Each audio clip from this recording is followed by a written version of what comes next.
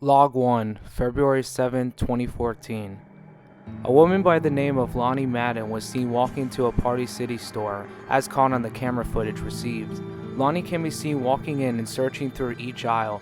Halfway through the footage, a SpongeBob Jumbo Airwalker can be seen on the ground in the first aisle she walks into. She ignores it and continues looking for what she needs. She ends up walking to the register with a box of spray string, presumably for a child's birthday. Near the corner of the camera she's seen in, that same SpongeBob balloon can be seen peeking out from behind a small shelf of candy. Lonnie was interviewed days after leaving the store. She had this to say: "It kept following me everywhere I went. I don't know why it freaked me out so much, but it did. I saw it slowly floating towards me when I left the store. I saw it bumping into a door to the bank when I tried to get a withdrawal, and it even followed me home. It's been floating outside my window watching me for days. Not once did it deflate. I didn't see it go down, not even a little." Log 2, February 14, 2014. Ezra Culver, a 22-year-old male, discusses his experiences with the balloon and what it did at 3 a.m.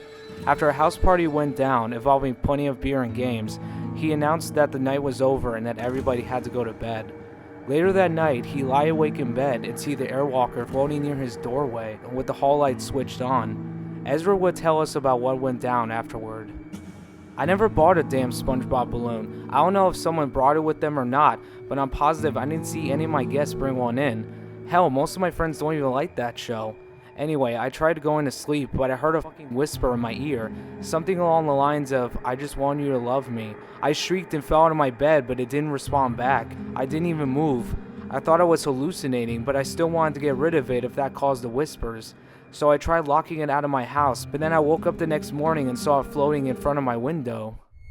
Log 3, February 27, 2014.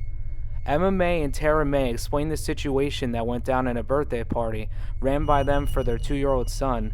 They had bought several SpongeBob Airwalkers for their child, and everything seemed normal at first.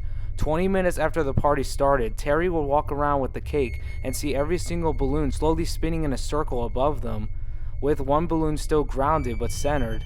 After giving the cake to their child and attempting to ignore it, the speed of the airwalkers would accelerate above an almost impossible race car-like speed. There were no heavy winds reported that day. Emma and Terry would rush inside and grab their cell phones.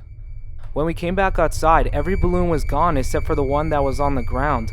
Our son was cradled under his chair, screaming and wailing like he just saw a ghost. He looked generally terrified, and since then he still doesn't want to tell us about what happened.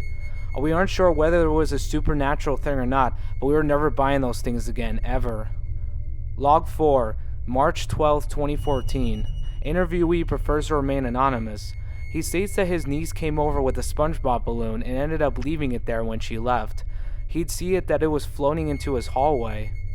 "At first, I thought nothing of it because it's an airwalker. Then I heard footsteps. Yes, footsteps in the hall, as if there was something haunting my house. I turned the lights on, and a balloon shadow didn't even look like something that would come from a balloon.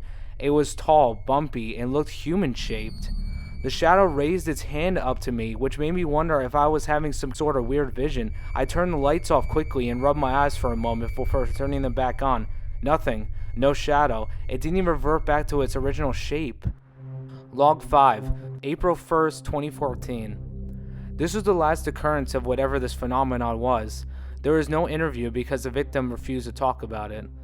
David Schumacher, Maya Alvaro, and Thomas Alvaro were having a cookout in the backyard of David's house. Upon investigating the area, we found several holes burned into the grass and certain objects within a 12-foot radius, a wooden board with bullet holes punctured in, and several balloons, 2 of which were SpongeBob Airwalkers, with one of the 2 being popped.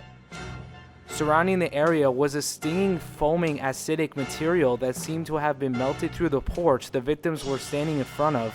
The victims suffered third-degree burns across their face and torso.